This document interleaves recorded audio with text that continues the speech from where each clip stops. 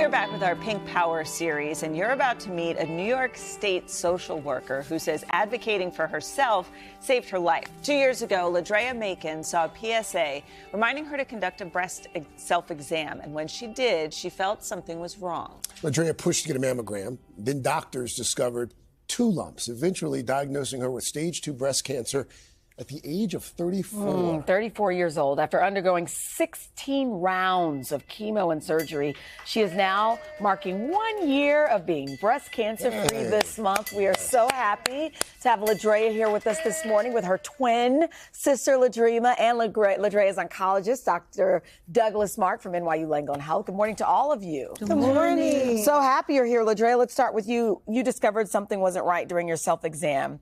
When you went to your doctor, when you first started this process, were people saying, oh, but you're so young? I mean, did they push you or did you have to push for yourself? No, I had to advocate. I went and I'm 34, no health problems. I said, something's wrong. She said, come back in 2 weeks.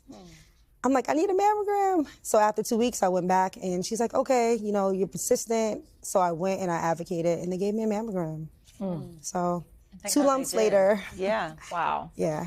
LaDrea, you guys are sisters. Yeah. And everyone knows if something happens with one sister, you know, you just start being concerned for yourself. Absolutely. So what were you concerned about after this diagnosis? I panicked. I'm a single mother, so I'm like, she has breast cancer. What if I have breast cancer? We both can't, you know, be going through this battle together.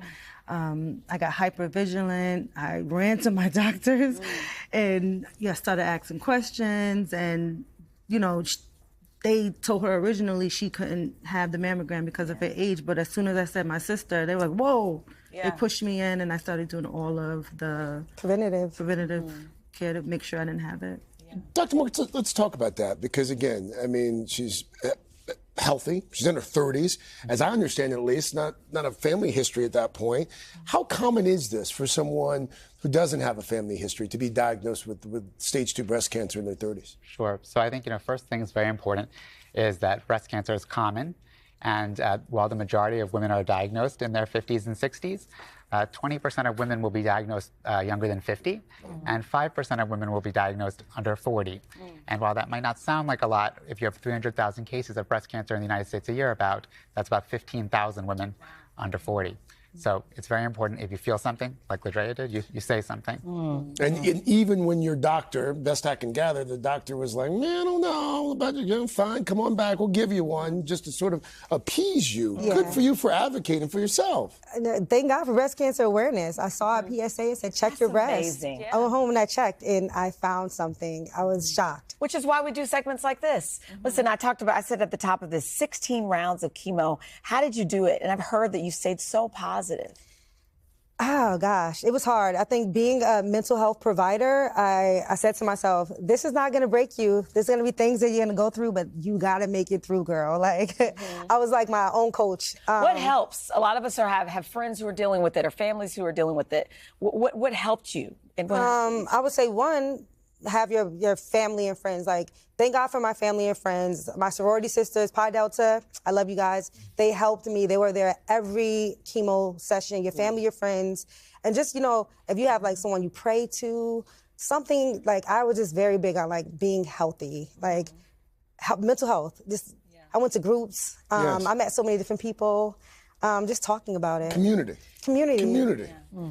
And Dr. Marks, I mean, she was in a situation where she needed to advocate for herself and push for that mammogram.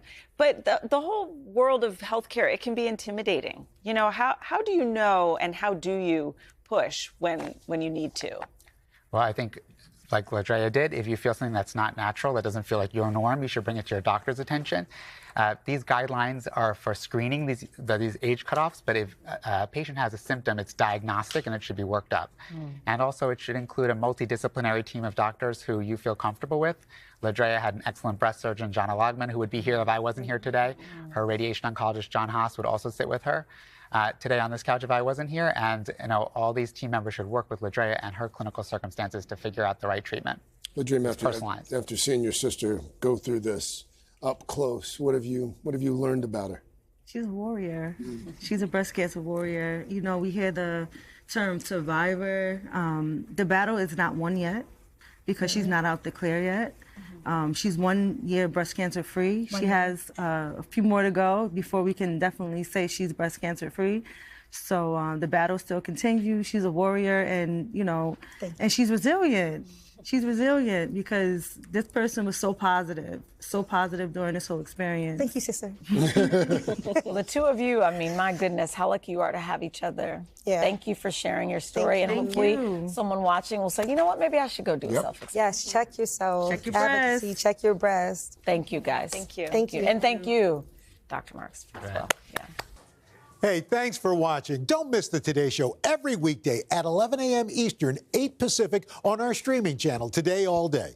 To watch, head to today.com/allday or click the link right here.